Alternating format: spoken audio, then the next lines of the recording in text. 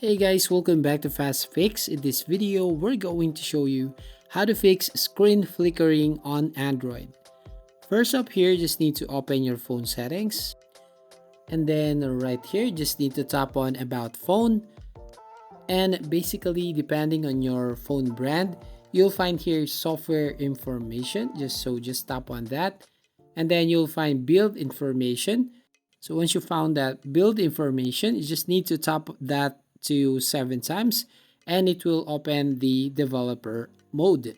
So if you have the same interface just like mine, so tap 7 times this MIUI versions option, and as you can see, you are now a developer. So let's go back to the settings and let's find the additional settings.